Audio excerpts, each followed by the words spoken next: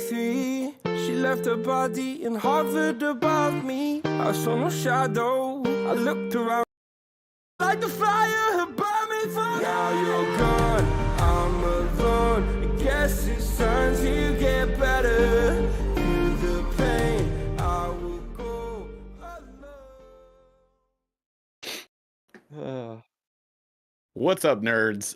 We are about to Dressed launch the this same. live podcast with our friend Hank Rogers, who is running a little bit behind. So if you guys know Bass Geek, he's actually co-hosting a podcast right now, and he said he's wrapping up, so he's gonna hop in here. And we decided not to make you nerds wait. We feel bad about that, so we were like, we're just going. And as soon as he wraps up, we're gonna pull him in. And this is actually perfect because this means that I get to do my long-winded intro without anybody else waiting. I don't care if Paul waits. I don't care if Chaz waits. You guys are here for us.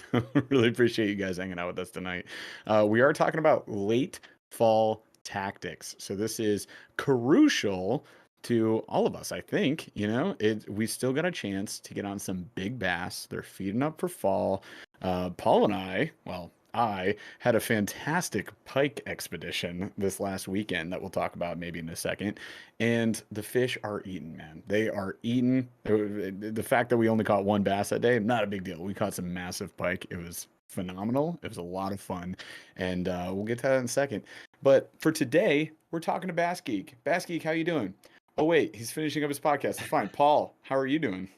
Oh, I'm doing great. Thanks for finally asking me after 30 minutes of you talking. Cool. We do have some announcements though. I think We one do. announcement that needs to be dropped early in the show.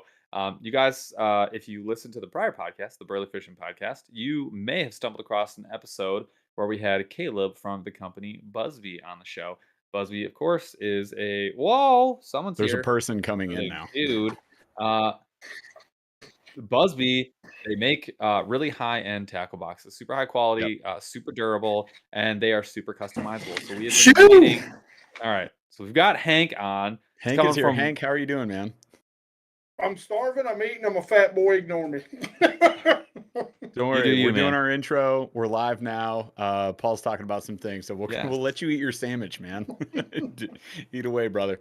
So All right. after what's been a year and a half at this point, we were finally able to nail Caleb down. So we were able to get you guys a discount code. Now, if you've purchased Busby before, sometimes you can get a small discount on your first purchase, but they really do not offer discounts at all.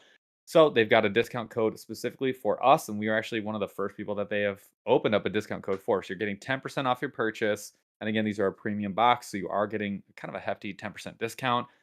Burley Fishing 10. That is the code you're going to use, or you can use the link that Chaz is dropping in chat, and we will start posting everywhere. So you see it on the YouTube channel. You can find it on our social media pages, or you can just ask us whatever you want. But we're super excited about it. We've been talking about it for a super long time, and we're glad to be able to finally get something for you guys. So super excited to tell you guys about that. And we do have Hank here, who is what do you got, Jeff? I got this thing. We got some of their new stuff. So this is the Busby Quick Cube, and then I posted about the flats today too. So we're just testing these things out. We're gonna beat the absolute ever-loving tar out of them.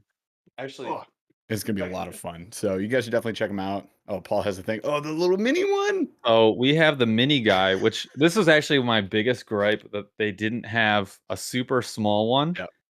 For river fishing. This is exactly what my hopes and dreams were all about. So we're going to use these for ice season to start, and then we will get these in the river bags. But I'm super excited to try these little guys out, and they're thin. So that was a big update for us too. These are usually about 2.5 inches, 3 inches. These ones are about maybe 2/3 the size. So they are a little bit smaller, a little bit thinner. So excited to try those out too. Cool. So do us a favor, go check that out, you guys. If you want to try some new tackle, we like them a lot. That's why we're working with them. So check that out. All right, Hank, what kind of sandwich are you eating? I'm very curious. This is a ham and cheese on a onion. Oh crap. Talking about a roll here? We're talking about a bagel. Bread. Bagel. Thank you. Yes. Oh yes, onion bagel. Good call. But it depends. What kind of cheese? What kind of cheese? Are we talking about like a provolone, American? What are we doing here? I'm gonna guess that is just cheddar. Just Hey, cheddar. you can't go wrong with that. Did you toast it? Did you heat it up? Just He doesn't slide know. that boy on there. Just The slap wife- that boy together. So love it. so for everybody out there, I got off work at 7. Had a podcast I co-host. Yeah. Got done with doing that at 8. So that's why I'm running late. I apologize to everybody and hello out there. Hey, I haven't ate or had anything to drink or even been to the restroom. I took about 5 seconds to go do that. The wife slid the bagel and the beverages into the door of the basket cave. And, you know, forgive me for eating. Like I said, I'm a fat boy. Got to maintain the figure. I'm Yeah, I'm surprised love there's it. a I'm surprised there's a Basket Cave. Didn't your Basket Cave I get was just gonna bulldozed by a truck like 6 months ago or 3 months ago? It did. So I just got back from ICAST. I'm going to hide my mouth while I'm talking with it full. All good. So ICAST is in July, for folks who don't know, near the end of July. Got back about 2 fishing. Then the weirdness began. Me and my buddy went back out the very next day. So if you guys heard about all the flooding in Kentucky, Yep. the lake that we were fishing is right on. It's in Virginia, but it's right on the border across the mountain from there. Small lake rose 12 feet overnight. Rose another 10 or 12 feet while we were on the water from 7 a.m. to noon. And then we were like, okay, probably ought to get off here. So we went, you know, hit the Applebee's on the way home, had a couple of brewskis and Smart. you know, some chicken wontons, which by the way are fabulous. You need to try, highly endorse. And yeah, I was sitting on my couch, and next thing I know, a dude had a seizure in a F-150, come off about 3 yards before my house, sideswiped my house, hit my concrete front porch, went into the air where I'm sitting at right now. Like if you could see, there's a window right here. This entire wall was blown in 3 feet, and the desk and everything. All my monitors and everything survived, which was pretty impressive. Wow. Yeah. So yeah, you know, we just built this house a year and a half ago. Gosh, dang. You're so So- lucky. Could you imagine if you were If you doing were a live there. show and the F-150 Oh, blows dude. you and the desk? Listen, there's glass had went all the way, bounced off the wall. Yeah, I was really mad at my wife afterwards. We were sitting down, you know, we're in the house, everything's kind of calmed down, and I'm like, our cameras. And she's like, oh, I cut them off the other day and didn't cut them back on because you were going in and out working on the boat. And I'm like, woman, I told you not to do that. You would have been viral. Yeah. Basket So, gets you run know. over by a F-150. Listen, it you know, luckily no one was hurt. Totaled Yeah. my wife's Except for the car. guy with the seizure. Well, he wasn't even hurt. He caused damage to 5 cars and 2 houses. Wow. It was a rampage. It was like GTA 3. Yeah, An when he F-150 had flying down the road. Like, Yeah. no- when Dang. he had the seizure, he put it down. The state trooper said that he had to have been doing somewhere in the neighborhood of 90 miles an hour when he come off. When he come off the road, he hit my neighbor's driveway. Come off and one neighbor's hit my neighbor's driveway. Jumps probably somewhere around 70, 80 feet in the air. My neighbor was at their window and they were washing dishes. They were in a sink, and she thought it was a tanker going by. It was that high in the air. So it comes down, plows my concrete front covered, you know, stoop, whatever you want to call it, goes into the air, comes down on the rear end of my wife's little Honda, swings around, the rear end hits this window, and that's what blows it in. It shoves her car 50 feet into my neighbor's Tundra and then into the side of their house. And then he swings around. When the rear end hit the basically the house, it spun him around. He come down and ran into their porch. He was going so fast that literally gravel that big busted the windshield out of my truck. He never got anywhere near it. He just threw rocks on it. Wow. The rear windshield Whoa. of my wife's Jeep, and literally embedded into the siding of the house, gravel embedded it, went through the siding of the house as he was coming. I was sitting on the couch, probably. I mean, it had to be less than 7, 8 feet from from the porch that he hit. It will say 8, 10, 12. We'll Wow. say 10, 12. I heard it coming. I grew up. This was my grandmother's old house used to be here, and it's a busy little road right here in front of us. And we've had people wreck. I've heard it before. They've never come through the yard ever, but there's been accidents on the road, and you'll hear it. I heard it coming. I literally jumped up, faced the wall, and was like in total football stance, like, okay, which way am I going? I'm just waiting on it. And at first, I thought he'd come off the road, hit my truck. There's this huge rock out there that's kind of, blocking my truck and where my boat sits at, because they sit pretty close to the road. I thought for sure. I was like, holy cow, somebody has come off the road and hit that so hard, have literally flipped over, taken my huge metal garage out, my truck, my boat, and then I heard wood crack, and I went, oh, blank. They hit the house. Oh my Dude. gosh, dude. That is You ever, it's, you, insane. you ever it's see those insane. houses? You ever see those houses like the huge rock in front? Like a Mhm. giant boulder, like a 6x6 like It's like your boulder in the front. defense I've got It'll system. one. be up at like the crossroads, like where Yep. two roads Yep. T-bone, and like that one Yeah, house is like, nah, we're not playing any games. Not You here, come yeah. bro. through here, you're dead. I've got one. There When I you was go. leveling the yard out, this boulder is literally maybe not 6, but I mean it's you know It's a 3,000, 4, 4,000 pound rock at yeah, least. yeah, 4.5 foot tall, Yeah, it's 5 giant. foot wide, buried halfway into the earth. I mean, if you hit it, you're hurting. It's a bad day for you. Yeah, no doubt. Gosh But dang. Well, who that's got out with a insane. nosebleed from the airbag? That was it. Dude, I'm so happy nobody was hurt during that. And I'm also happy to see you back in the Bass Geek Cave. Like, that's fantastic. So awesome. I'm going to let you finish your sandwich while we do this intro. So have at it, brother. So we're going to be talking about late fall techniques, y'all. So you're going to want to pay attention to this. Also, if any of your fishing friends are not on here, and that's a shout out to Debo who's in chat right now. What's up, Debo? So if they're not on here, invite them over. We are doing a Monster Bass gift card giveaway at the end. YouTube doesn't like it when we talk about that, so we're not going to talk about that in the titles or in the community post. We're only going to talk about it on live.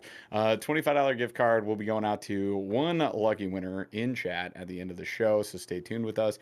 And if you guys are listening anywhere you find podcasts, make sure you come over to these lives Wednesdays 8 p.m. Eastern, and also maybe, I don't know, subscribe, smash that like, do all that cool stuff that y'all do. And anywhere you're listening to this podcast, you can also drop us a 5-star review. That helps out a lot.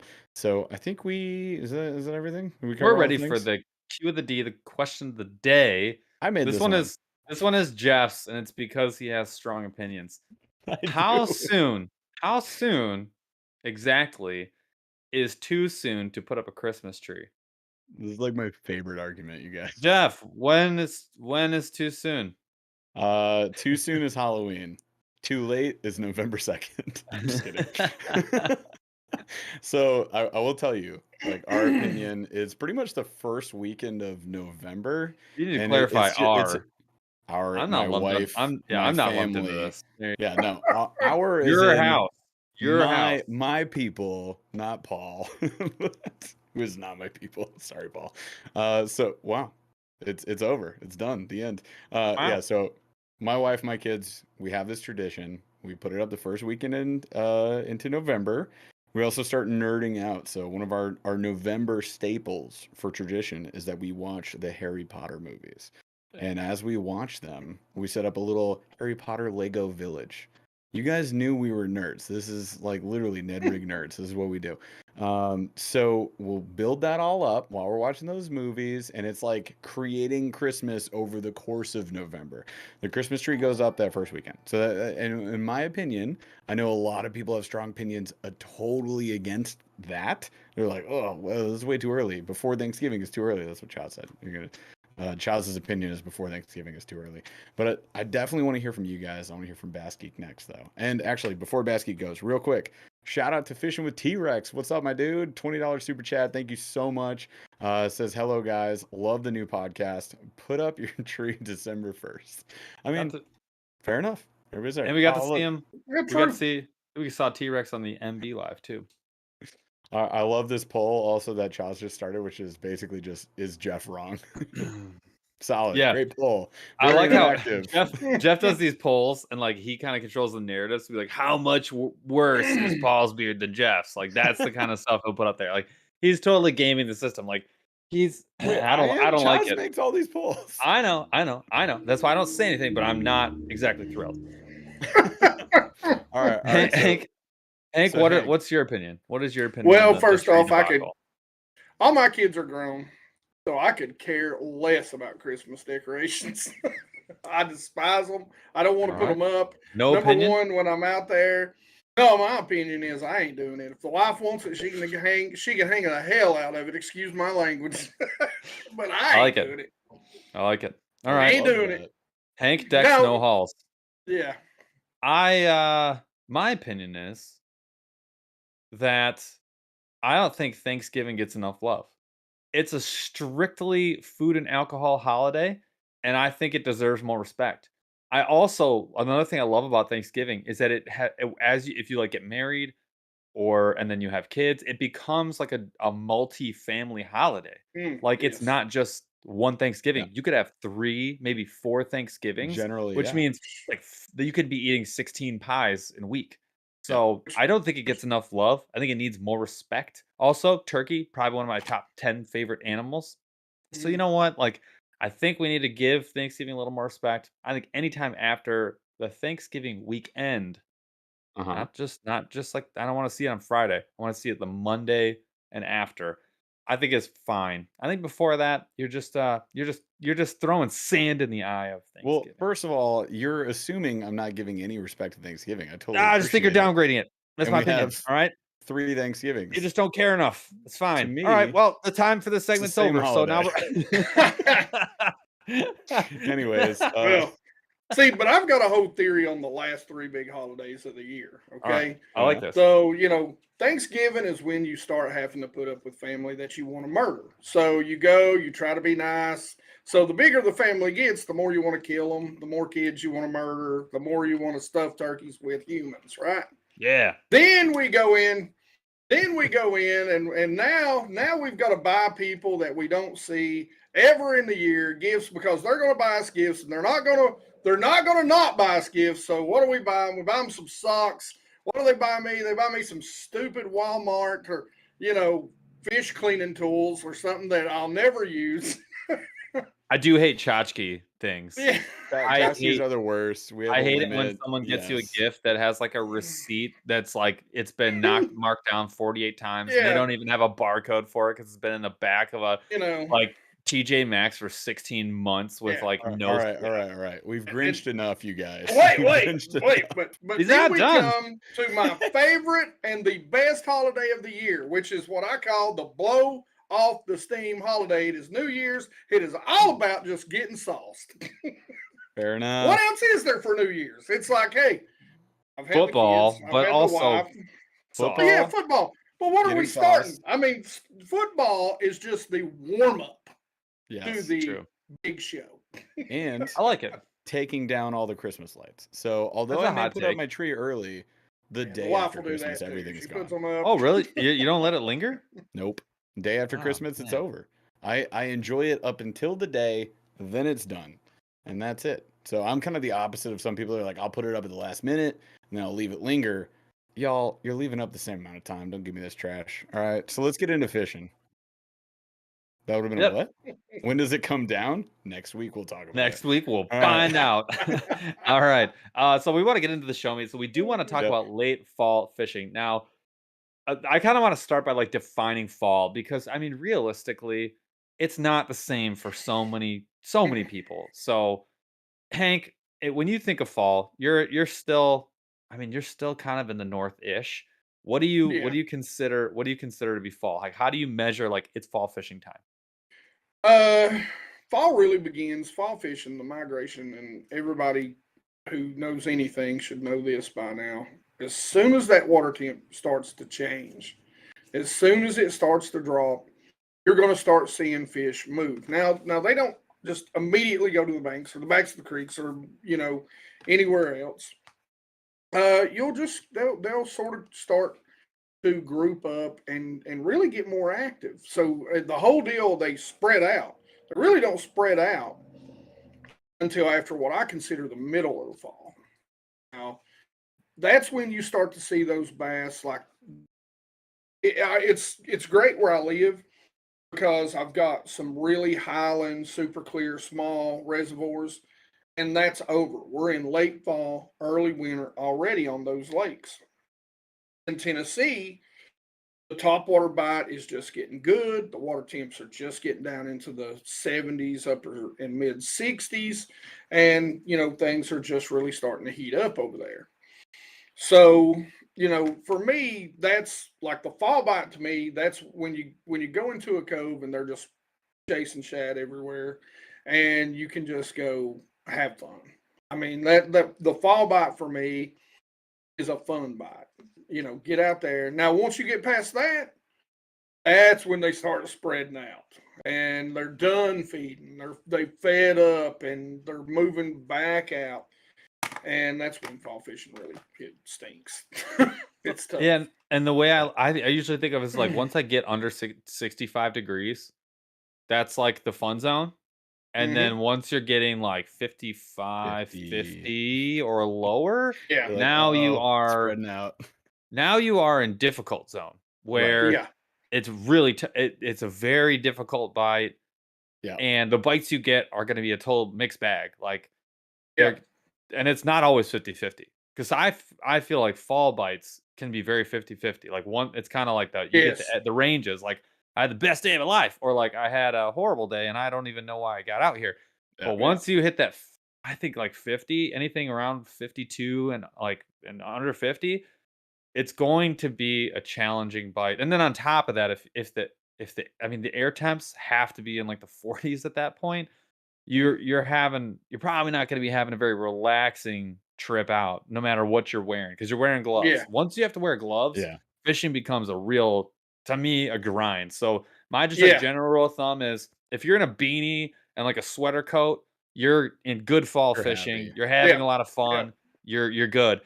So this is like if you didn't have water temps. If you have to wear gloves and Why would you have to wear you're not gloves? catching a lot of fish, you are officially like not you're in late fall, early winter. You're having a difficult time, and that I I- think applies to almost everywhere except for like the further down south where you may not see that oh even the yeah, whole year. Right. yeah. So the thing on gloves though, it's like I don't even wear them ice fishing. So why are you wearing them in the You're the fall? only one. Let's not act Yeah, Am I no like the way, only man. I'm one? I'm wearing gloves. I'm wearing yeah. gloves. Don't Listen, start with me. Okay. What? I found So the But Jeff has to wear like 17 pairs of boots. socks Like and he li- 1600 milligram like It's like the thinsulate Michelin man with no shirt on is what he with looks the like. It's hilarious. milligram. I mean gram. But yeah, I need my feet go numb before my hands do. I'm weird, but my Jeff and I hands are upside down. doesn't I'm matter. I'm It's I'm Jeff's upside snowing. down world. We're on the ice. I don't wear gloves. I hate wearing gloves. Ice fishing, it's the worst. So on that note, like you and I, Paul and I, had two separate weekends here. One lake across the street from the other lake, right? We fished both these lakes 2 weekends in a row. This lake, the first weekend in fall, right? 51 degree, 52 degree water, I think was like the warmest I saw it. Air temp was like 65. Crushed it on bass. Caught them on everything. We did a monster bass Slam, we fished a bunch of my grandpa's baits, and you guys will be seeing that Friday. So I did the unboxing of them on Monday. On Friday, you'll see the fishing video. We caught on more than you would think, and on some really cool, really old baits that have not touched the water in 50 years and were heavily Wow. corroded. So I was like, oh, these worked. Wow. So, and Paul also broke a bunch of them, which was terrible, and he's the worst. But anyways, never give your friends your valuable stuff, you guys. That's the lesson I learned. Yeah, never give it to me. Never ever. We all would have done it. I don't care. I'm fine. I just cry a little bit at night, and it's not a big deal. And then after catching all those bass, the next weekend, how many bass did we see last weekend, Paul? One. One bass that was Ah. caught on a Mega Bass Mag Draft, and you guys will see that later too. I was only throwing big baits. I did catch one on a chatterbait. You caught one on a chatterbait. You also had a fish on, also a chatterbait. I think you had a pike, and he Correct. popped off, but. Yep. It was mostly pike. Like, we were just seeing pike. They're very good cold water hunters. This is their time. This is their They are early fall. stoked. This is their like late summer. They Yeah. are stoked For a right now. pike right now, they're not in ambush mode. They're not in sit mode. They are where a bass would be if it was 67 just- degrees Yeah. and sunny. Yeah, they're Yeah. moving. And you guys, I'm so happy about this. I never usually get like a good strike on camera, even on the chesty. I got some good strikes. I was rewatching the clips. Paul, you'll see it like when we edit it, but like the pike zooming in, you can see them right at the surface. They were smashing swim baits. It was one of the Wow. sickest days of my life. I loved it. And Paul got very mad at me, but it was fun in general. So you guys will see that. But that's like a good variation, right? Like that's two lakes. They're they're in the same geographical area. Same water temps. It was like 51, 52. Air temps were the same. And it's just completely variable. This lake, all bass, no pike. This lake, all pike, no bass. It's really weird. Like at this point, That's pretty right? funny. Yeah. Yeah, right? Like it's that's the crazy thing is you can just go, and this is what you guys know Paul and I like to do. Like and Hank, I'm curious where you're at with this, but we like to fish new water as much as we can, and we like Yeah. we kind of cycle as much as we can. So we're like, let's hit this, like let's go way out here, let's shake it up a little bit. Like where are you at on that? Do you have like a staple lake? Like I know this time of year I'm hitting this lake and I'm gonna smack some fish.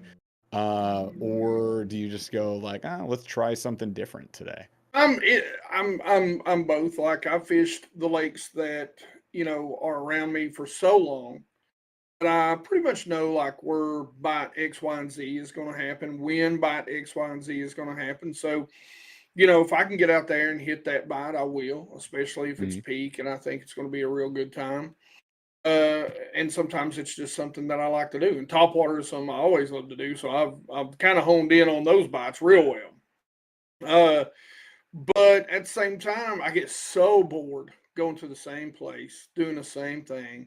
I just, it doesn't take me but about 3-4 trips. Even if I go out and catch 100 bass on topwater, I can do that 4 times, and I'm like, I'm sick of this lake.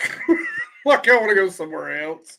Right. I'm like, I'm just tired of seeing this place. So, dude, exactly. I've got a lake 150 yards that way, and I catch, I don't know, 2-3 dozen a trip regardless. Like it's gonna happen, and I get bored of it. I'm totally with you on that. Like I like new scenery, trying to figure out a new bite, new puzzle. Like that's the fun of it to me. The adventure, it's the adventure.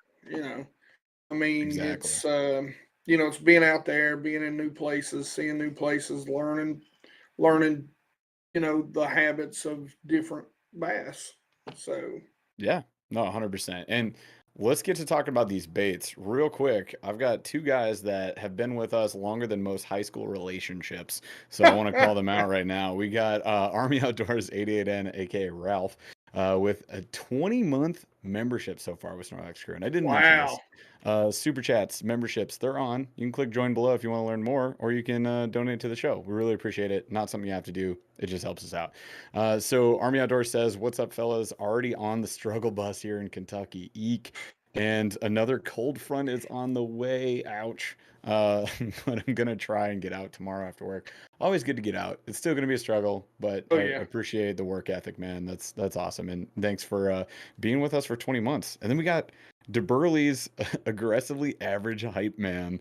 I love the new name, man. And he says gloves are for quitters. Just can't feel anything. I mean, that's very true. Pro tip, carry a net always, even from the bank. Ask me why. And go Vols. #1 in the country. Gosh dang, dude. So if you guys don't know this, which unless you're on our Discord, which we have a Discord, by the way, and you should join it, DeBurley lost a double-digit bass that he foul hooked in the tail, got to the bank, popped off, ran away.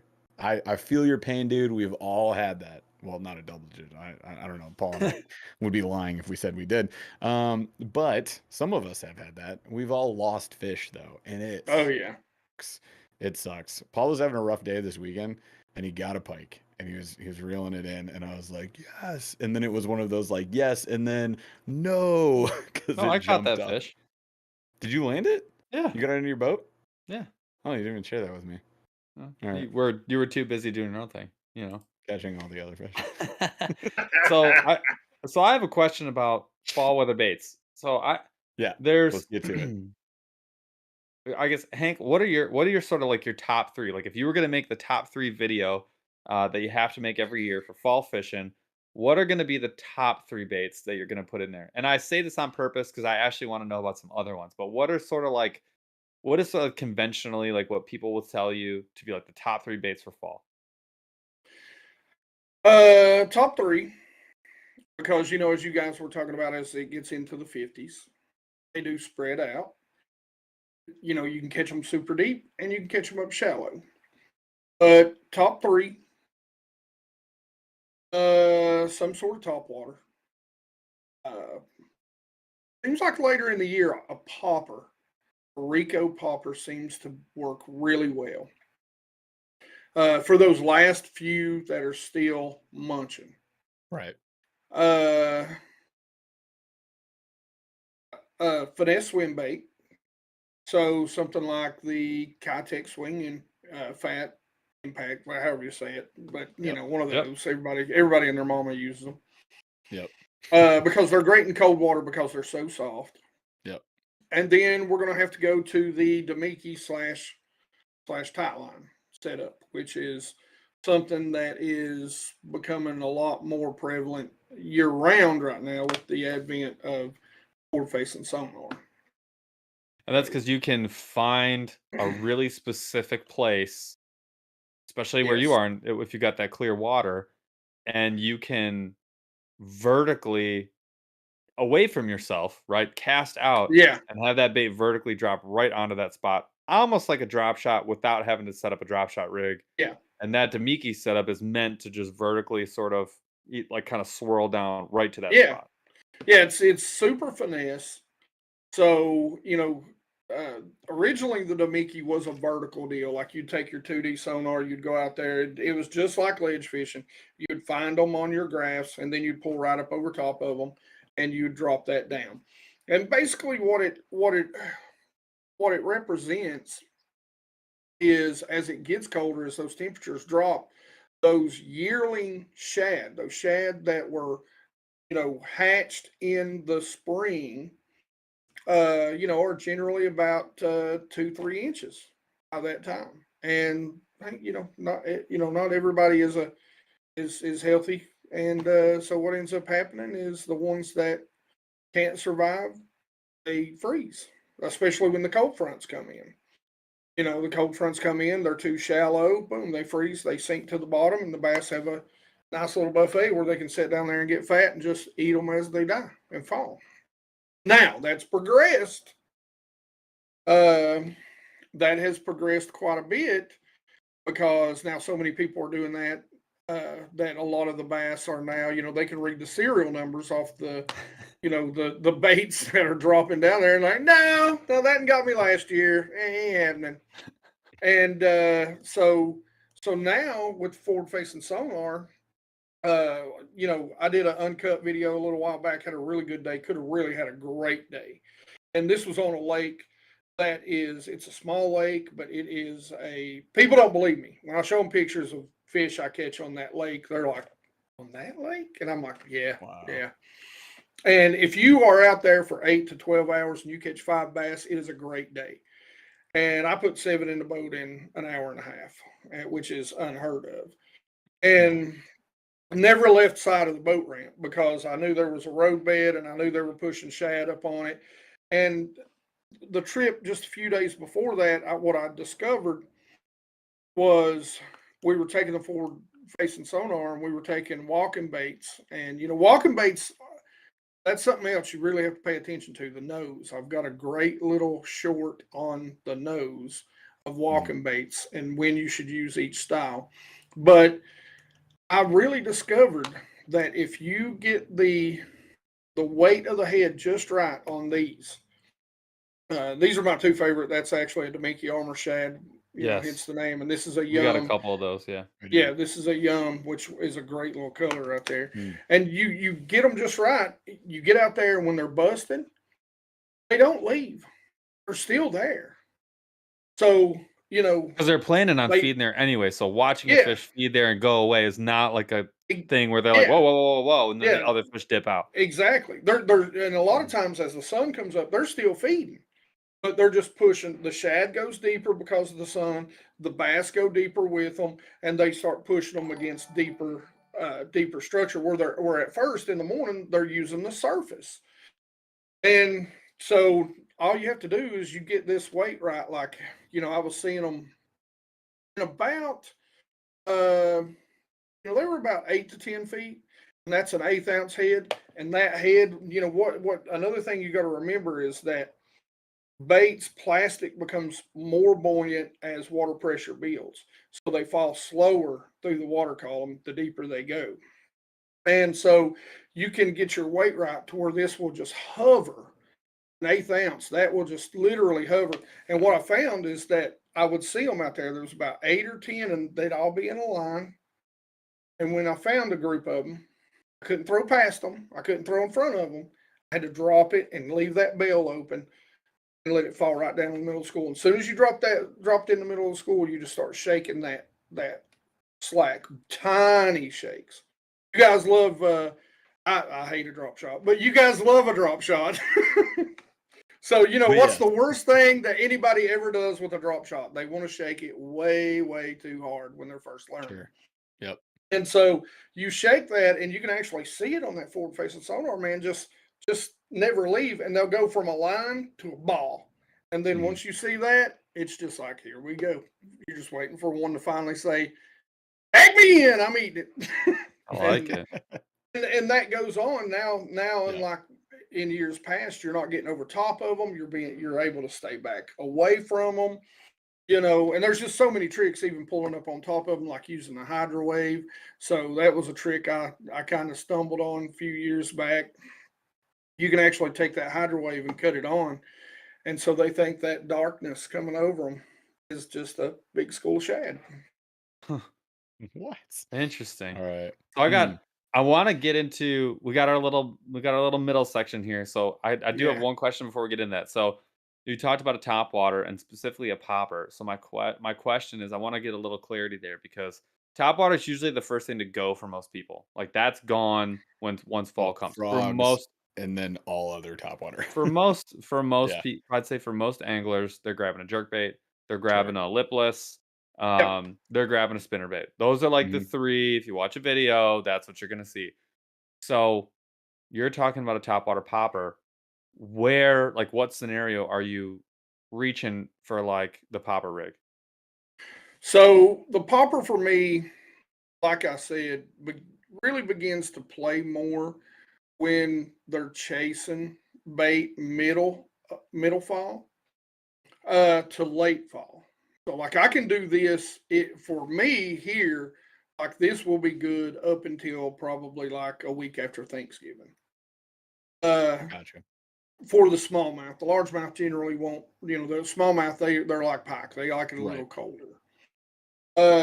So that'll be good on the smallmouth lakes. And for whatever reason, I don't know if the bait is moving, but if you can get out there, you can stay off your trolling motor and you can make those casts to those right to those spots. I mean, you got to hit them right on their head when they surface. And a lot of times you get one pop in and they'll come up and smoke it. Yeah.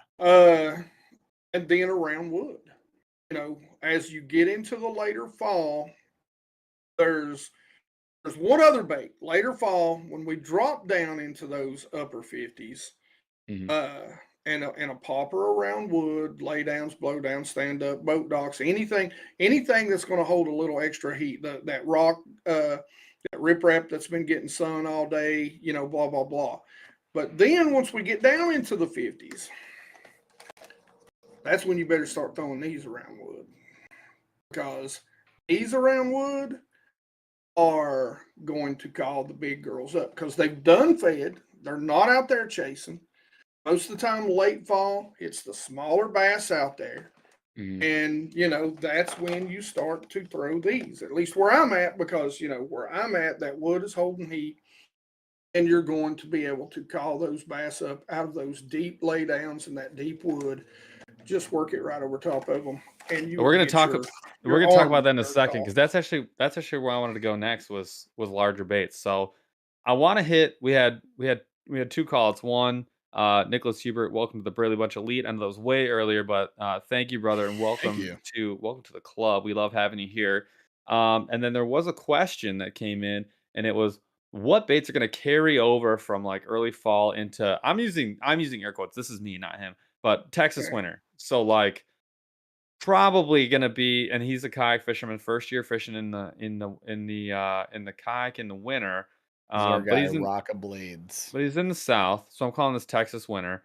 Um, for me, I mean, I've never fished in the south in that kind of water, so I don't know what my opinion is really gonna be worth. I have a couple ideas, but I want to know Nothing. Hank, what would your opinion be? What do you think is gonna be like a solid bait that's gonna kind of do really well in that, like, we'll call it here, we would call it, you might call it late, like almost the end of summer, early fall.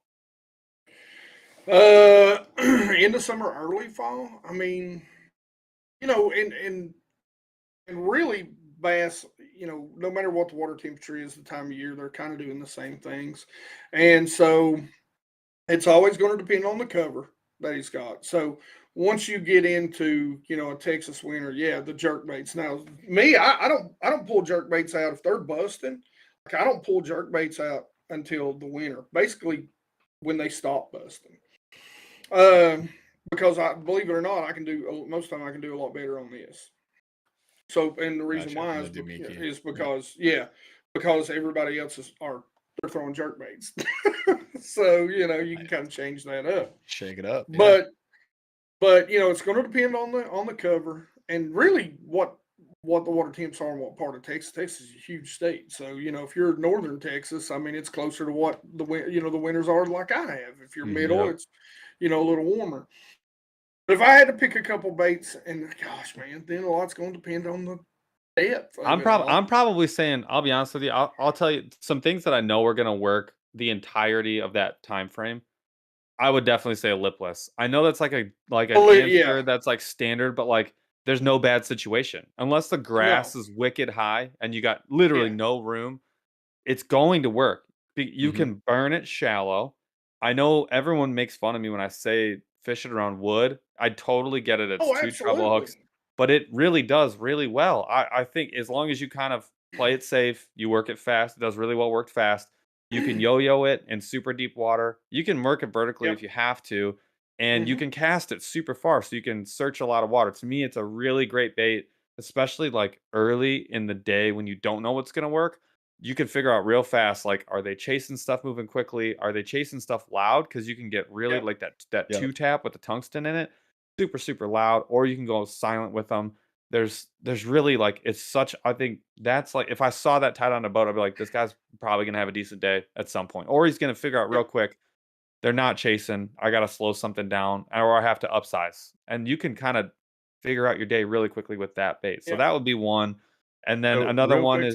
Oh, go real ahead. quick to clarify, it's just that he's in Northeast Texas. But go ahead and say your next There you bait. So, Oh, so okay. yeah, Hank, he's gonna be similar to you, but yeah, go Yeah, ahead. and so for me, then I'm going swim bait, underspin, jerk bait. So I was gonna say. Believe it or not, and I had a great short and a great video talking about the different ways you can fish and a couple of different techniques and the different nose types.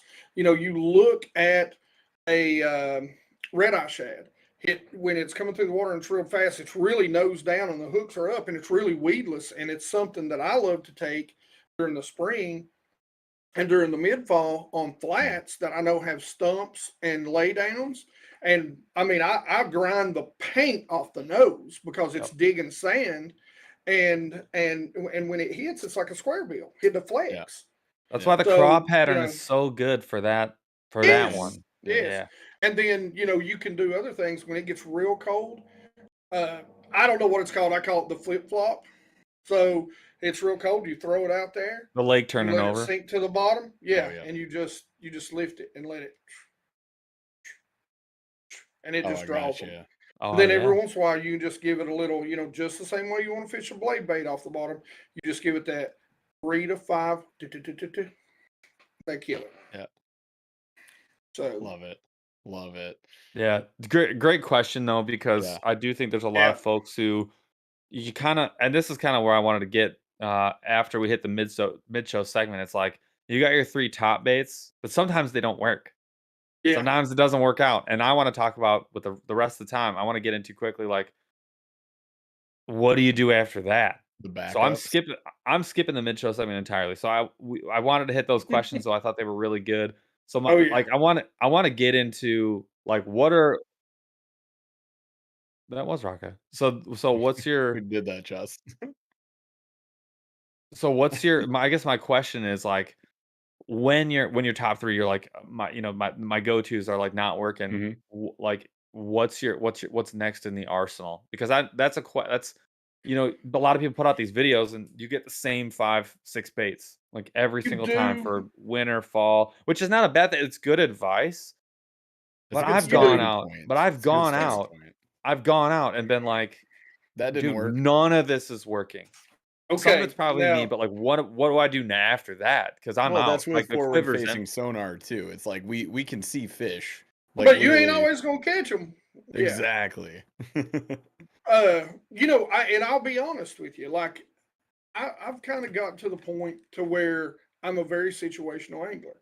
Like I'm competent enough with enough baits, and I can look at a situation and think, let me see if I can get this bait down to those fish and do X, Y, and Z, and maybe get them to bite.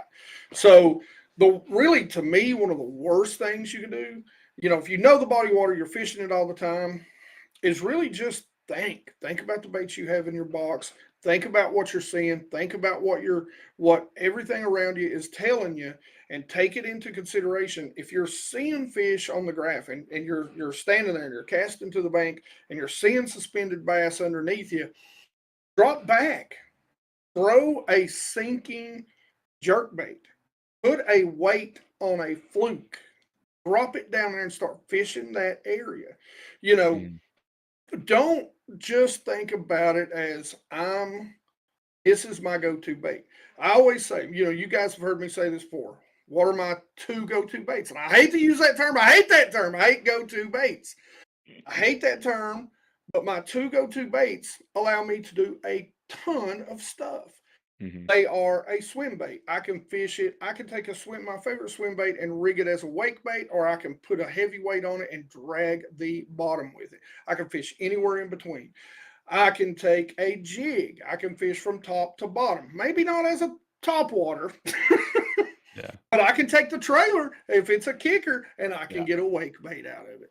So, that's the thing. Think about your baits and think about your presentations, and think about, you know, throwing stuff out there and changing those presentations and get them to react to that. Sometimes they just want it sitting there because they're like that stupid cat that you're shaking the crap out of that stupid little feather toy, and they're just sitting there looking at you like, look, I'm fat and I just ate. I probably have to take a dump, and I'm not doing it, bro. I'm not doing it. But then you just stop it And they're like, huh? And then you just barely move it. And they're like, oh, wait, now what's that? Yeah. Well, and You know, that's why I think, you were talking about topwater popper, right? That's a very reactionary bait for in most very, situations. Reactionary bait. Talking about a finesse swim bait, so like a 3 inch, 3.5, 4 inch, very uh, natural, subtle bait. all natural swim bait. So that's mimicking something realistic. It's Yes. moving. A fish is going to probably track that bait more often than not. Hmm. The Demiki, that's like you're going to where the fish is. So the Mhm. opposite Yeah. of the other two. I'm going to where the fish is, and normally those Demiki, that's I don't even know if that's true, but especially with the Demiki rig, they're usually super realistic as well. You're Yeah. patterning Yeah. some kind of fish. You rule of thumb. So you got this kind of you were talking about broad range of things, and so you try those three things and they don't work. And just like you talked about, my recommendation would be to somebody that's like, these are the three things that I tried, right? If someone came and said, these are my three things, Yeah. I would now be saying, I would be saying, you know what you've done, right? And hopefully, if you're fortunate enough, you have solid graph and you know how to use it, and you've watched Mhm. the Yeah. reactions, hopefully, which for what it's worth, and you've seen like maybe I've had some success on we'll call it the swim bait, right? You'd like that's where I saw some follows. I saw all the bait fish clear out, but the bass didn't clear out, or something Right. like Yeah. that, right? You saw something that you're like, I got a reaction or some sort of some piece of information from that finesse swim bait. I felt like it was the one that was maybe closer to the answer. Well, now I'm saying, okay, how can you take what you saw that was okay and now do something that's just like you were talking about, do something a little different. So my recommendation, because I know the water's colder, because I know some of those fish are like, well, to your point, maybe they've eaten, maybe they haven't, and maybe they're not expending a ton of energy because the water's 50 Yeah. degrees. Yep. They don't want a fillet, maybe they want a porterhouse. And so Yeah. now I'm like, There you go. upsize your paddle tail. Like go to a 7 inch. Like if you were using a fork, go to grab. Jeff had the answer this weekend. Grab the mag draft. Grab I that was just seven There you gonna inch go. talk mag about draft, that. right? Yep. And then and you grab that other bait too. You're like, well, maybe the popper didn't work, but you saw fish. You know they're there, but the Yeah. popper didn't work. Now go the opposite, right? Do something Yep. totally different. Right. Go grab that glide bait, Yep. totally different. And if none of that's working, but you still know you've got the right information, go for the jerk bait, right? That is Yes. So on Yeah. the the total opposite spectrum. And then you just got to try some different things. But that's kind of like if those were your three baits, that top water popper, the finesse swim bait, the Demiki, if those weren't doing it, I'm going Yeah. like I'm kind of trying the other side of the spectrum to just try. I'm just doing the same Yeah. thing. Throw it out there, find out what may be working a little bit better or worse. Yep. There are other options What other than that, but that's kind of like what I want people to start thinking about and what I What's think going to is get good. the reaction? What's going to Yeah. get the reaction? I'll yeah. tell you what. And a perfect example of that, a few years back, I'm throwing a swim bait. I'm throwing a 5, 6 inch soft plastic swim bait. I'm getting bass that are going dunk, dunk, dunk, but they're not eating it. Right? They're coming up. They're Mhm. swatting at it. They're missing it for Yep. whatever reason. So I'm like, okay, I know they like this bait. What can I do? Instead, I get out a big underspin, put it on a 5, 6 inch bait. It's ledge head lures makes an underspin that's 3/4 of an ounce. So you get the lift from the Right. blade. I'm keeping it down, throw it out there, bam, bam, bam, bam, like 8 in a row. I mean, and it's just and it's on film. I mean, I've got it. Yeah, You it's know, killer. same way.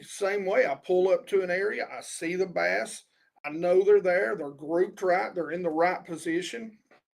They're 20 feet deep. I'm throwing that underspin, not getting a bite, getting a couple of hits. Throw a Yep. regular swim bait, get a hit. And I'm thinking, okay, what can I do? I turn around, pick up a head and spook, tie a loop knot on it, a head and spook because it's got a very smooth point nose. Again, pay attention to your baits. Pay very close Yep. attention to the way your baits are made because a lot of times we get into fishing a rattle trap or a lipless the same exact way. They're not designed the same way. Right. And we'll take a sexy dog and a head. A sexy dog's got that flat mouth. It's a Yep. tight bait. Don't even bother. Don't even bother tying a loop knot on it. You're not going to get a wide walk like you're going to get out of a head and spook real wide. Mhm. I had clear water. They were hitting that. They were suspended. 15 foot of clear water. They're sitting in 20 feet. What I do, I throw that one knocker out there and I just go, "Coo, coo, coo." 4 straight 4 Yep. pounders in a row. Jesus. I mean, Wow. I mean, it was, and even again on video, you hear me bleep it out. I'm sitting there mad. I've already hit 2 spots. I've seen 2 schools, and I'm like, Yeah. this ain't bleeping gonna work. And you know Yeah. what's funny about it is that night I was at the house, and I was like, no, I just wonder if I can call those fish up on top water because I've seen them suspended. Yeah. And here That's I the am picking best. it up, and I'm going, this ain't gonna work. And I throw it out there, and literally, I first cast, I'm like, donk, donk, boosh, and I'm like, I guess it did. No Dude, way. so And Yeah. so mindset's such a huge piece of this too. I'm glad you called that out because the night before Paul and I went out, I was like, I'm a bet. I'm a bet that I can call him up on glide baits because it is the time. well, I And would. Yeah. it worked out. But like just real quick, like on that point, Paul, that you brought up, like I wanted to call that out, like because you and I were fishing the same spot. We didn't move much last weekend. We didn't move No, almost at all. This is a massive lake, like, well, massive compared to most lakes that we fish. It's pretty big. And normally we go all around this perimeter. We're chasing them. We're trying to figure out what's going on. This time there's an island in the middle. We're like, we're going to the island. We know where the flats are. We know where the humps are. We're gonna go fish those. So we go fish those, right? And we're searching. In the beginning, we were messing around. You guys are gonna see a video later that's hilariously oh dumb god, about an as seen on TV bait that I found that is bonkers. And I'll post a reel about it. You'll see a hint it's to it. It's so it's it's so so in dumb. it's so interesting. They gave you a backup bait for when that one for sure doesn't work. They had a gimmick that worked so poorly that they packed worms in it with with offset worm hooks. They're like, Oh, you know what? wow. This is probably not gonna work. Anyway, so we're fishing this island. We fished this island for like 2 hours. Nobody's catching anything, right? And we're seeing them. We're trying to follow them around. We're throwing literally everything at them, like our fall arsenal, right? Go tos, which is it's funny that you hate that and that I named this episode that. But anyways, that's a story for another time. But like we're fishing everything, right? And I'm like, you know what? I have avoided this forever, and I have you guys upsizing instead of downsizing. My go-to for cold water is Yes. downsize, dude. Obviously, it's cold, go Mhm. smaller. So I was like, I'm going big today. So I pulled out all the glide baits, all the swim baits. I had the mega bass I just got the mag draft, so I was like, I have to fish this today. So I'm throwing all these things, and now I'm getting followers. And Fishing the Southeast just mentioned this. If you have followers, but you're not getting bites, you're doing something right and something wrong at the Mhm. same time. And that was the funny thing is trying to figure that out because I was getting pike literally at the boat, either just bumping it and running off, or literally I Mhm. have it on video. One jumps clear over it and just takes off. And that was when I yelled at you, Paul. I was like, what? It was crazy. But then I started getting them because I varied up the retrieve. And I was like, oh, Yep. this bait, I was throwing like a chartreuse swim bait that I got from Debo. Then I switched to a white one, and the white ones were crushing. The Thunderhawk Cha Cha Glide was like the best of the day until I threw it and it's gone And forever. But I bought you that another one. doesn't matter. We'll buy, yeah, yeah. Paul bought me another one. Thanks, buddy. So yeah, totally. It's like you try to read those patterns and then you gotta make a move. You gotta vary it up. You can't fish every bait the Yeah. same. Well, And like to your point too on like the head and spook Mhm. versus the sexy dog, the Yeah. different variations is like Sixth Sense makes a bunch of different lipless and just Yeah. calling it out because it's the top of mind. But like the snatch versus the quake suspending, blah Yeah. blah blah blah Yeah. blah. 80 versus 70 millimeter sizes, like they're all Mhm. fish different. Yeah. It's Yeah. and that's just not stuff that Yeah. like average anglers think about, but you guys Well, are and aggressively average, so you get it. yeah, and you've got to think about it, the species. I knew those Yeah, were largemouth. If they were smallmouth, I may have worked it a little faster because right, they tend to be, or spotted bass, right, they tend to be more. But largemouth are like me; they're fat. They're not going to chase a lot down. Big largemouth, especially. They're out there, they're hanging out, they're waiting for some right. dumb shad or bluegill to come swimming by, and they're like, "You're stupid, you're eight," and it's Yeah. over. So that spook, I was intentionally giving it a long, wide glide because those bass will swim up, and if you're done past them before they get up there to get a look at it, they're back down to where they want to be. Yeah. And so you have to make that you had everything about that, figuring that out in clear water for Mhm. me was thinking about all those variables, and so you've got to make that call. Sometimes you get it wrong, Yeah. but sometimes you get it right. Yeah, and I You think know. that's where I get back to. I don't necessarily anticipate being right on try number 2, 3, 4, 5. Oh, I Yeah. never Like do. I sat If you there, try 40, maybe. I sat there Paul is watching. I mean, intense. I'm not joking, you guys. Like I threw probably 15 baits at the same spot on the 2 same hours, fish. you guys. Yeah, Yeah. I had them worked up. I had them worked up. I had them moving on a bunch of different stuff. I Mhm. tried everything from a jig to top water to drop shot. I mean, 15 baits. And Yeah. I got them on live. I didn't even need to anchor up. I had them. I'm watching them Yeah. live. I know that they're bass. I'm watching I'm watching everything that I'm doing, and some work better than others, and I Mhm. was getting closer, but I'll tell you, like, I never figured it out that day. No, Never Yeah. did. And no. it honestly, the only reason it was frustrating is that Jeff did figure it out, and then even when I did what Jeff was doing with arguably the same bait or very similar, I Right. could not get Mhm. it done. I did not have the day. And that's frustrating, right? Because, Mhm. you just at some point you just want to catch fish, but Right. I wasn't getting upset um about not having success because I knew that if I sat at that spot long enough, I would figure something out. I mean, You're and it just may mad at take me. and it may I was just mad at Jeff. And it may I guess my parting advice, we're talking about mentality. 9 Yes. times Yeah. out of 10, whatever you think is gonna work or not work the next day the day before is Yeah. completely irrelevant because you don't know what's Yeah. gonna happen when you get there. Yeah. It's good to have an idea. You should start It's there. a You should starting tie up your point. baits Yes. beforehand, and you should have a Yep. plan going in 100%. But don't expect that to work every time. And when it doesn't, just understand that that was step one, Yeah. and step 2, 3, 4, 5 may not work. But what's important is that you continue to try something different on the spectrum, right? Mhm. Try Yeah. and figure out what might be working a little bit better. Like you're getting closer, you got a clue, and now you're going to change one or two things as you Yeah. go and just Yes. try and get a little bit closer, a little Minor bit closer. And then changes. Yeah. at some point, and it may just be like, I have to do the opposite. I thought I had it. I do not know what I'm doing. Go big or go Mhm. super Yeah. tiny or whatever. Which Just one I try did. something. As long as Yeah. you're trying different things, like you're fishing, you're doing the right things. And so don't try not to get too discouraged and just try and stay consistent. Give every bait that you're given an opportunity. Give it 10 or 15 casts, whatever your number is, where you can stay engaged. Try Mhm. and then just try some different things. Yeah. Eventually, you're gonna get there. I mean, it may take all Oh day, yeah. and you may only get one fish, but like eventually, you're gonna get there. You bang your head against the wall enough times, you're gonna make it You're work. gonna Yeah. break your And nose. And I'll uh, tell uh, you, one of the things that I love. Sorry, one of the No, no, no, things no. that I You go. love. I am a. I get told all the time I'm a great guide, right? And I don't guide. Like I take my friends out, and a lot of times, like I like to fish alone. You know, the two most mhm. inconsistent times of the year: spring and fall, right? You literally fish So with me all the time, Paul. Why did you just raise things your hand, you They hate dork? you.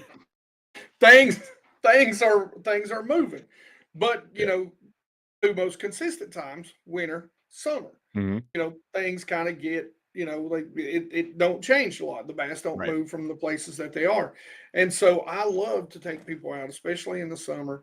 And that's when I get the chance. I'm like, we'll pull up on a spot. I hate it when people bring their rods and reels, unless they're, good at a certain technique. If they're, kind of noobs, I'm like, Sure. no, just leave your crap at home. I got more than I don't enough. need your junk. This I is got crap. better stuff. I'm like, no, it's not that. It's just like, look, I'm going to give you a rod. It's going to have a bait on it, and you're going to catch fish, and that's It's what gonna you're work. going to You're do. welcome. And then I'm going over here, and I'm going to start cycling through other baits that are going to fish that water column the way I want to, and Mhm. see what I can learn to catch Yeah. fish on. And that's how I've learned. That's how I've learned how to do swim baits. I've learned how to do um, underspin spy baits, uh, big, magnum spoons, you name it. I mean, it's that sort of stuff. I'm taking people out Yep. and I say, you throw this, and they'll sit there and catch fish. And then, you always get that one or two that's obnoxious. Like, I'm wearing you out. I'm like, yeah, but it's my spot, my rod, my line, my stuff. And I I caught took you that too. here and I showed you literally, like, look right here on the graph. You see them? They're all lined up this way. I need you to cast Yep. this Yep. direction. Yeah, but you didn't catch it. Yeah, I didn't land I him. did You know, this. I I didn't land. win. I was sitting there watching you out of the back of my eye, going, "You're reeling too fast. Slow down." But you did that all on your own, bud. Way to go. Good job, pal. Good job. Little pat So on the let's back. Yeah. so let's hit Real yeah, go quick ahead. before we hit that, I just want to call out Yeah. one other thing, and then I think we're going to talk to this guy later about this stuff. But Fishing the Southeast did call out angles, and then Hank just mentioned it. And what I was going to point out from our trip, right, Paul, was I kept saying, like, I'm literally casting the same lane. When I was catching all those pike I caught were in the exact same lane. And it was a flat that went from, I think, 3 feet to 11 feet. And I just cast right along the edge of that. And it was all glide baits, swim baits. Didn't matter which one I threw. I was getting chased every time. And all the catches I had were like right there. So yeah, hugely important not to be overlooked. And the fact that Hank, you're like, no, that way, right? Slowly retrieve, vary that up. Like, that's such a good call out. And it comes back to the most important point that we revisit every episode, which is what? Time on the water. Time on the water does not, nothing trumps that, dude. You got to get out there, you guys. So whether you're catching or not, whether you're frustrated or not, if you want a bait to work, I get a lot of folks saying, like, you guys love the Ned rig. Like, I can never catch on the Ned rig. You will, if you just put a time on it, right? Like swim baits, I never gave them enough time. And this year completely changed that for me. And I'm never going back. Like, I fully have faith in them now. I believe in them. They're always on deck, and I'm always going to bust them out. And now I'm bringing my swim bait rod like every time because I just want to fish them. So yeah, get that. Then you'll be like me, and you'll have like 5 to 8 swim bait rods just dedicated for certain swim baits. Well, like I've got two underspin, two big swim bait rods, two medium sized swim, a couple of finesse, and they're all with me all year round. It's like, okay, 100%. We're gonna see. So I might take 2 because we can only take 6. Yeah. Sometimes 7 rods. You got the boat; it's a little different, but yeah.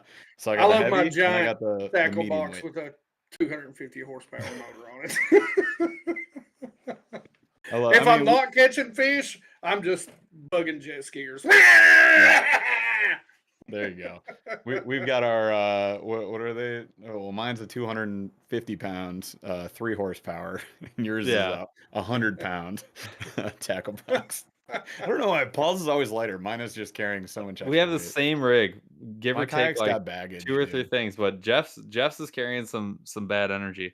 And so we're gonna do this thunder. Yeah, we're gonna do slow rolling thunder, guys. And if you don't know what this means we're gonna ask a question. We're gonna answer it semi quickly. We're gonna have some fun with it, and then after the first question, we're gonna roll a giveaway. Now, how do you enter into this giveaway? Just chat something in chat starting right now. You can type the word chat. You can ask a question. You can do whatever you want. But just typing something starting now will enter you to the giveaway. So we're gonna do a little question here. We're gonna have some fun. And just make sure West Outdoors got the right idea. He typed something, literally. Hey, chat. Something. Say something. There you go. Say anything. We might and then you'll be entered. So we'll give you some time to do that. And while we're letting people do their chitty chatting, Hank, what is your favorite snack to have in the boat? And this kind of, I will say this smooths glidely into answer the question number 2. So we may have to do the giveaway after the second question. But what snacks? What snack is in your SNACK is always in your boat? I'm awful about not bringing food with me, but dog. It's not my favorite snack. I hate it. It's just because I always forget to bring food. Yeah. And so it's always some sort of stinking beef stick. What's wrong with a beef? Dude, a beef stick is that's like one of my top 3. It's like I've ate enough beef sticks. What's your go-to? What is the go-to beef stick? Old Wisconsin, Dukes. What do we got? Trapper, Old Trapper. Kind. Like I'm rolling in, and it's either just a good old Slim Jim or a stupid Jack Links. Teriyaki. Nothing wrong with Jack Links. Jack Links uses prime cut, so they're already teriyaki, Paul. Yeah. Oh, teriyaki? What did you say? Teriyaki for real? Sometimes. I just gotta change it up. I'm gonna have to rearrange. You gotta shake it up. I gotta We're gonna have to relook at our friendship. Listen, It could you be gotta- it you could gotta be vary it. turd flavor as long as it's different. That's fine. Just That's have- better than teriyaki. It's better than teriyaki. Oh my god, the vendetta Said it. against teriyaki with these It's guys dude, it's is real. baffling. It's I real. don't mind a teriyaki every now and I do. then. I'm more of like I like just it like too. hot and spicy, baby. Like any Yes. jalapeno cheddar would be my Oh, that's- go-to. Like beef stick would be my favorite. Hot and I do- spicy. I I can't do that anymore. There's a whole story about that. We can't talk Okay, about it on fair there. enough. I enough. relish the opportunity though to eat garbage meat sticks. Like when you get to Ugh. when I snap it to a Slim Jim, I'm like relishing that moment. Like when I drink a Monster, I'm like, I know it's bad for me. I Really? know that I'll You feel love better that. if I just I drank don't like water or Monster. Gatorade or whatever. But I relish trashing my Yeah. body, and so like every Paul- time I like once every 6 months Yeah. get into a Slim Jim, I'm like, let's do it. Paul See, also like, if- eats his Slim Jims with the wrapper still on, by the way, You- for he everyone. does But not. if you go into my boat, like I buy them every single time because I'm like, okay, if I get hungry enough that I have to have one, Yeah. I'll eat it. And then Yeah. you get in my boat, and in the front, area, Mhm. there's just like 10 of them that I've never ate. I like it. That's how I am with 400 sunflower year old seeds. beef sticks. That's how I'm at with sunflower seeds. I used to do way more sunflower seeds, but I didn't realize Yeah. how awful it is on camera, and so now I can't do. I don't do it anymore. Yeah, But it used to yeah. be constant. But it's Paul has so been bad. disallowed because It's he'd be so just bad for spitting camera. seeds But- and he'd be like, "All right, guys, Yeah. well, I'm gonna It's roll awful. up here." It's awful. All right, Like, so you can't do that. this can go right into the next question. We're gonna give people time to chat here. Let's say you're having a skunk day. You're not catching your 150 fish. You're catching very no mad. fish, Fine. and you're trying every bait. Nothing's working. What do you do other than just like try more baits? Like how do you sort of like get back in the zone and your like mind right. get your mind right? Yeah. How do you break that skunk and like do something? What do you do? I get on the boat and drive really fast, and then I load it, and then I go to Wait. Applebee's or Buffalo Wild Wings, depending on what lake I've been to. I drink beer and eat, and then I come back some other time. Such a great answer. I love it. Well, Chaz pretty much guessed it, so I gotta hand it to Chaz. Well done. I hear you though, like because Well, I'll be that honest was with you. my answer. No, I'll be honest. I was It is expecting No. that answer I mean, realistically, later. now if I'm out for a fun day, yeah. you know, Mm-hmm. that's it. You know, if they're not biting the way I want, I'm done. Like if I'm having to throw a Carolina rig or a drop shot, and I'm like, okay, I'm out. I'm gone. It's beer and wings. Whatever I'm doing for fun, it's got to be fun. You know. Yeah. So at that point, I'm like, okay, I'm done. Let's go. I've done this enough to where I know what kind of day it's going to be. I Exactly. got you. So Mine. Yeah. you No, I know, feel that. I have no problem with the but answer. There are no wrong now, answers. Now let's say it's tournament time. There's Right. no Gotta That's good. figure it out. Yeah. you can't then it's for me. I mean, I'm going to sit down. It's kind of the same answer. It's just lacking the alcoholic beverage. Without gonna sit leaving down. entirely. I'm going to sit down and eat. I'm going to sit down and eat. I may lay on the front deck, look at the sky. I may just go eat and graph for a little while and just motor around. I try to put myself back into the mode of it's only fishing, and this is a beautiful place. Even though I may hate it at the minute and be like, I'm never coming back to this lake. But let's look at the pretty stuff. This godforsaken puddle. I don't know why anybody fish this crap hole. God, It's it's the pretty. worst. Bass are stupid. I hate it. That's beautiful. There's a stupid eagle. God, why does he fish here? Salutes Eagle. He Goes fishes back somewhere to else. fishing. I know you fish elsewhere. He's obviously just flying by. They grab a He's fish. giving you that's the middle. worst. He's That's giving you the middle worst. claw. When you're Worst part struggling. is, when you're he's holding the struggling fish. and an He's like, eagle- ah, and I'm like, Oh, yeah, it happens dude. every time, without fail. At the cottage, we're like- this osprey will come out, and he'll be 100 yards offshore, and an osprey will come out. You're banging the bank, you can't catch a dang thing. Yeah. Osprey will come out with like a meal for four, And then it's look at like, Oh you. yeah. give you the middle claw, Yeah. and he'll be out. Yeah. Like, He's like, loser.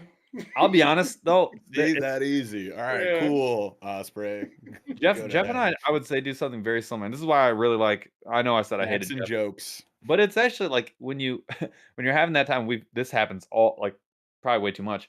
We'll get to a point where like dude, Are you I saying need we're to bad? we Come suck. on, I bro. need to stop. I have to stop fishing, and I Yeah. have. Yeah. We'll pull the boats together. We will do like an update on camera, and Mhm. then what we'll do is we'll have a snacky poo, right? Maybe have full on lunch. For me, it's a Gatorade, 0 sugar. That's Yep. what I like to have. Hydration is big Refreshing. for me, Yeah. and then we'll just be joking around. I mean, that's the bit. We'll start making fun of ourselves. Yeah. We'll just start getting all the bad juju out, and Yeah. and I cannot tell you how many times. And it's on again. You mentioned it's on camera. Yeah. Not catch a freaking thing for 2-3 hours. Yeah. Do that. Go to the same place, or 100 Oh yards yeah. further down river, and all of a sudden, Or a hey, caught different my lake. first fish. There it is. Like, oh, hey, caught a pike or whatever, Mhm. and all of a sudden it's a different day. And I would Game on. recommend that to I'd recommend that to anybody. Not that exact thing, but like whatever. To your point, Yeah. just hit the reset button. You got to get back to a It place is. where you're excited to cast again. And if you can't get there, you just go to Applebee's. I agree. Yeah. And, Yeah.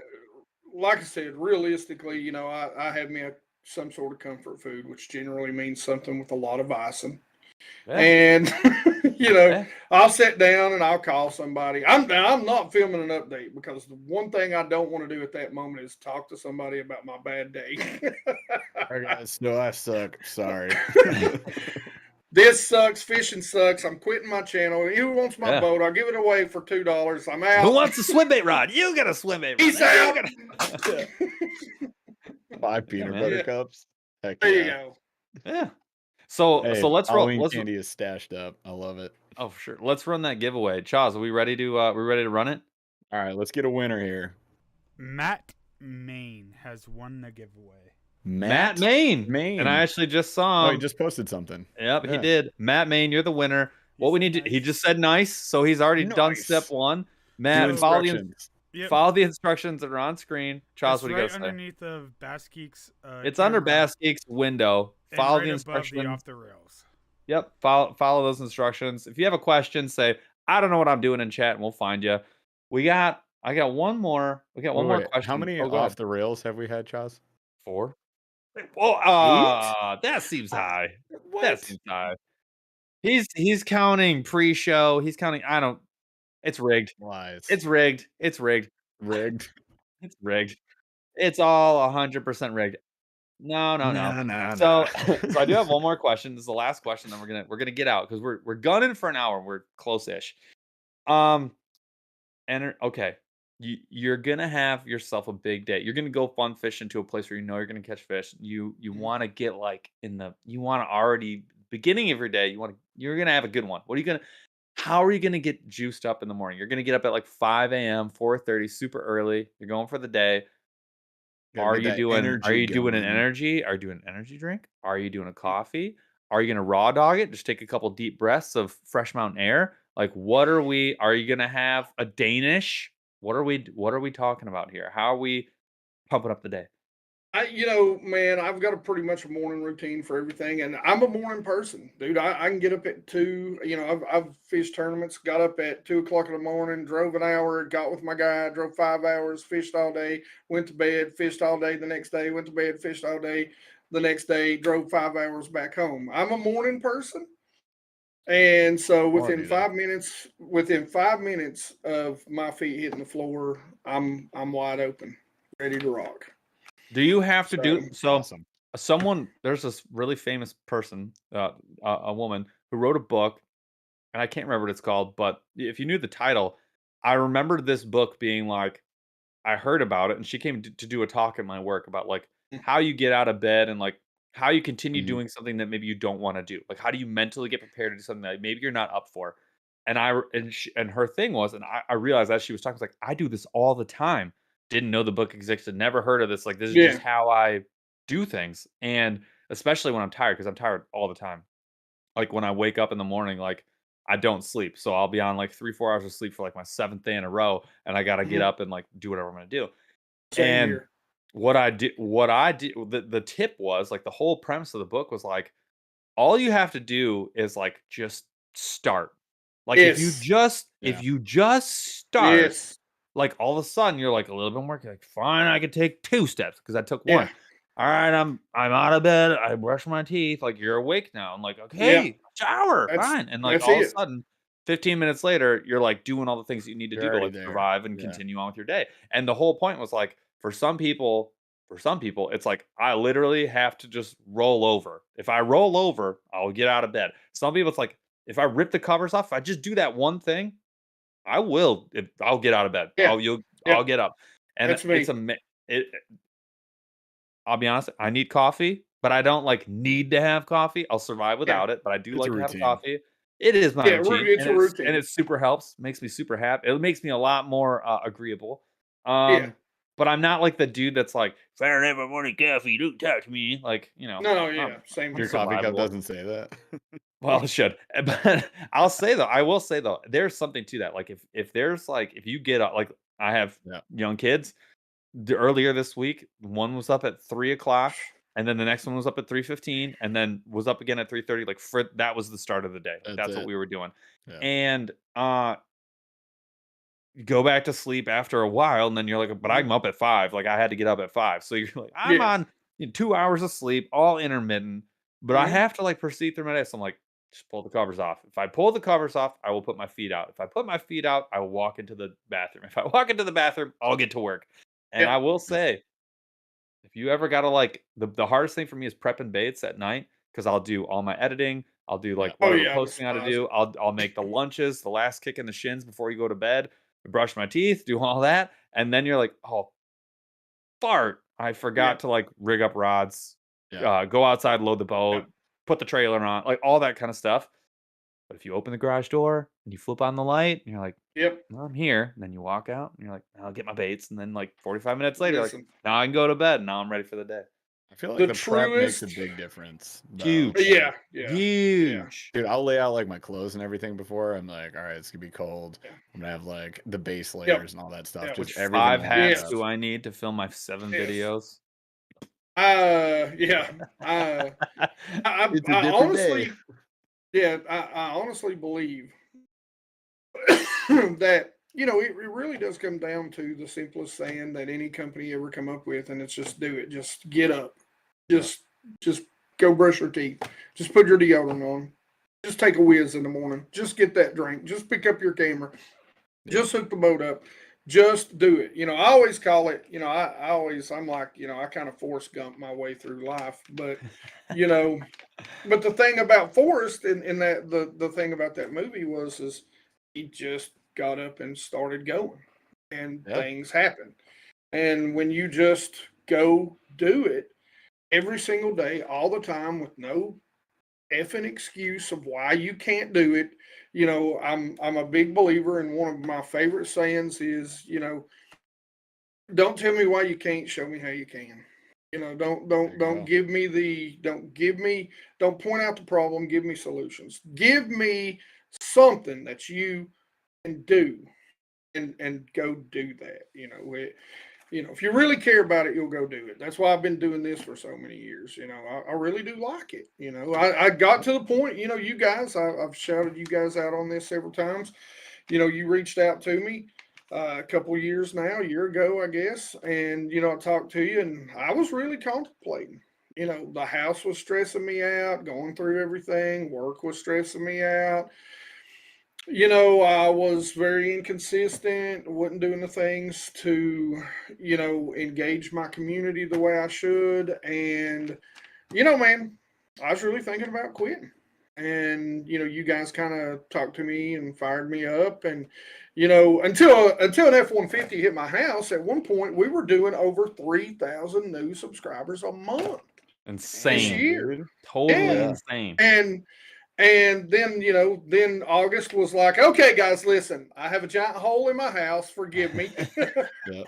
There might not be any videos for a few weeks. Sounds a hell of a lot like an excuse, Hank. I'm not gonna lie. It was an excuse, Get up, walk Play- out the hole in But, your wall, hook you up know, It is- your It is huge though, and I mean, you Oh, that's just I mean, awesome. that's a great example. Like you made the decision, like, you know what, I'm gonna I'm try in. this. And then that worked. Yep. Then you're gonna try something else, and Yeah. all of a sudden here you are having a freaking banger of a summer. So I'm gonna Yeah. leave it at that. I think That's a are we good? good I'm clean. That was good spot wonderful. to And trail off, man. So where, Hank, where should people find the Bass Geek?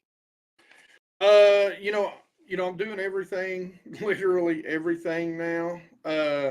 YouTube's my primary, TikTok, Instagram. Or I don't have enough time to really load the TikTokage and reels. So we throw a couple a week out there. Your best place is to find me on YouTube, and it's mhm. just Bass Geek. I do a small podcast. I do a live stream it's actually a live stream that I turn into a podcast now, and it's called Bass Geek Live. And the best thing about it is that we have a restaurant that lets us use their banquet room, so you can come out and be in the audience live, and we give away prizes to the live audience and to the online audience. That's And awesome. so Boom. Yeah. So it's in my small town because I want to do that for them. The first show we did it last week, and unfortunately, it was mainly just friends and family that showed up for support. But you Hey, know, it's a Gotta start. start I we love it. somewhere. yeah, we hope to get to grow it Yep. because like I said, I'm on the border between Tennessee and Virginia, and if I could go into Tennessee, do it at Watson Spring, have 40-50 people a night, but I want to do it here where we can sit, drink, eat, and talk fishing, man. So There's nothing better than that, first of all. But yeah. yeah, you guys, all right. Definitely go check out Bass Geek. I'm assuming you already have because we've had him on here before. But if you haven't, for whatever reason, please go subscribe right now, as in this moment. And we appreciate you guys for doing that. And thank you so much for being on here, Hank. Man, it's been as fun as always. Like it's always good. We're gonna get you on here a lot more, I think. And if you guys have noticed the theme of the show, this is what, episode 6. Look at us go. Of the new show, Aggressively Average Angler. We are all trying to become better anglers. And Hank's got a Hmm. lot of tips to drop. If you follow his channel, if you subscribe to him, you're going to get tips every single week. And they are going to work. And they're awesome. And look at this. On the way out, this guy, Chris Shue, comes out of nowhere with a super chat for $5. Thank you so much. He says, "This is for Bass Geek." Awesome job, man. So I guess we got to buy you some teriyaki beef sticks. I believe we owe him. What do you think, Paul? You gonna send him over? Paul, I'm gonna make Paul buy the teriyaki beef sticks and send them No, over. That's Mm, just Make him we'll taste just test them first to see which one's the mm, best. it's a great that's a show. great Charles, idea. take us out. That's a great idea. I think we will do that. But anyways, man, really appreciate you being on tonight. And thanks to chat. You guys are awesome. Thank you so much for hanging out with yeah. us. Keep sharing the show. Keep helping us boost this thing up. This has been a blast for us. Really happy to be back. The whatever 2 months that was supposed to be 2 weeks off was way too long, and we're never going away again. Especially with awesome folks like Bass Geek jumping on the show. And Girthy Geeks shirts will be coming out soon, right? Still on the Hank? board. It is. I've actually got a couple of designs that were kind of hid away. So Yes. Yes. I love it. All right. um, Well, we're hitting that shirt. Shirts are coming. Thank you guys so much for hanging out with us tonight. Of course, subscribe, smash a like, ring that notification bell, all that stuff. We'll see you next Wednesday, 8 p.m. Eastern. Same place, same time, different day from this week. We'll see you then. Charles, take us out of here. Took a swing at a wrecking ball and I prayed for my downfall, and I found a way to reconcile, 'cause in my heart it's not worthwhile. It's a bloody battlefield where some go down, others heal. In the end it's all the same. All you can do is play the game. Oh, do we say goodbye? Refuse to question why. I'm sad to say I'm sorry, so lie. Pretend that you're okay.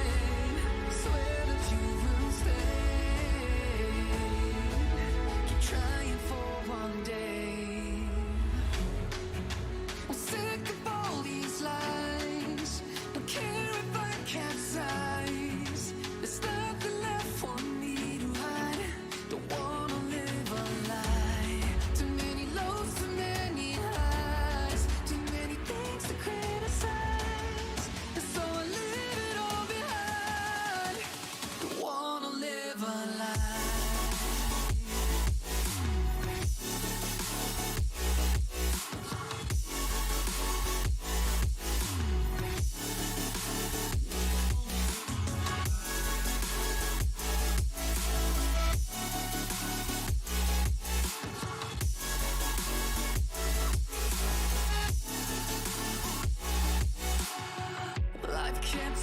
falling at my feet and forced me down a dead-end street when all I had went up in flames, burning only dark remains.